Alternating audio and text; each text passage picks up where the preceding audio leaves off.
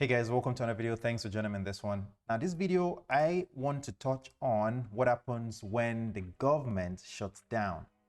Now, there's an article that I want to share with you guys that I hope you guys will gain from. And this is about how much debt the government is in.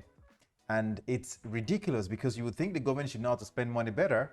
But unfortunately, that's not the case. Right now, the government has reached about $33 trillion in debt.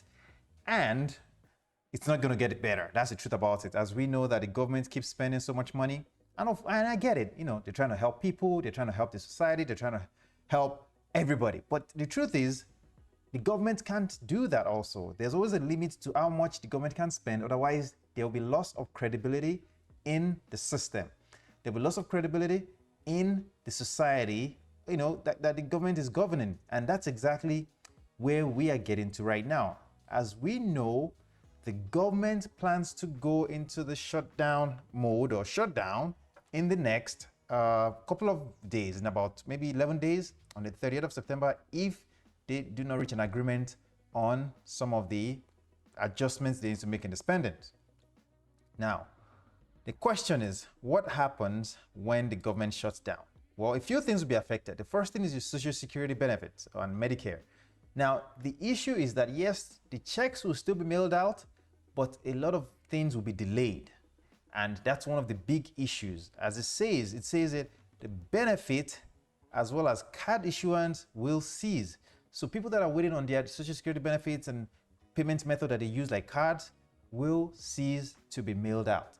The other thing that will be affected is the environmental and food inspection. So for example, government establishments out there that service, maybe, you know, that provide food services to people will cease to get inspected. And that is not good for the economy. That's not good for the environment. Of course, as we know, a government job generally can sometimes be taken with a lackadaisical attitude, and just, you know, lack of oversight could make things even worse. So that's something that will be affected. The other thing that will be affected is national parks. As we know, national parks are operated by the federal government, and if the federal government shuts down, well, there's no funding to such areas of the government. Now, an area that I will be personally affected is air travel. As we know that the air traffic controllers are operated by governed by the FAA, and FAA is funded by the government, by the federal government. In this case, if the federal government shuts down, the FAA lacks funding to keep people working in the air traffic control system, which could jeopardize safety.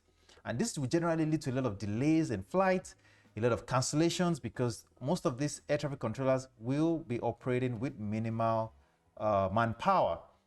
Now, of course, health and human services will be affected. The IRS will be affected. The Supplemental Nutrition Assistance Program will be affected. Now, this is from the government website. It's not like maybe I wrote this or I knew this some time.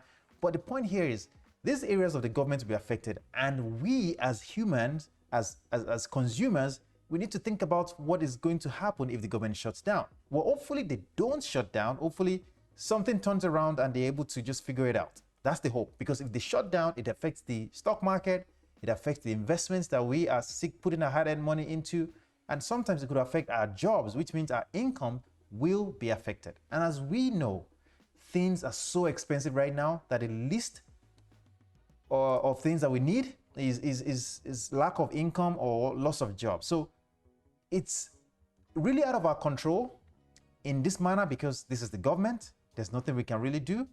But we hope that they are able to put their heads together and they're able to come to an agreement and they avert a shutdown. The other thing I wanted to mention is this. If you are thinking of putting your money into the stock market and you are still not sure of how to proceed because of the way the market has been, it's been, you know, tomorrow is down, today is up, it just keeps going 50-50 or up and down. In one recommendation that I found, okay, is you need to think about your long-term goals. What are your long-term goals? What are your short-term goals? If you are thinking of retirement and retirement is maybe 30 years away from now, then of course you want to keep investing.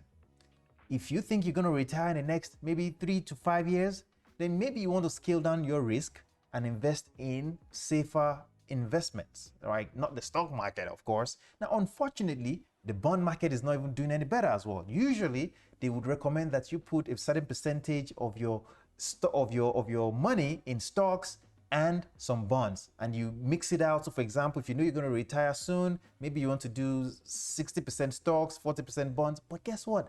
All these investments are not doing well right now. And that is where your own risk tolerance and your time to retirement or your time to need that money needs to come into factor. You need to factor them into that equation so that you can decide what's best for you. I hope that the government doesn't go into shutdown. I hope that it can just come to an agreement on how much they were willing to cut back on spendings to reduce this amount of debt that we've reached, because we've reached new highs. And I hope that we as individuals are able to figure out how to make our investments work for us, because the government will not save us.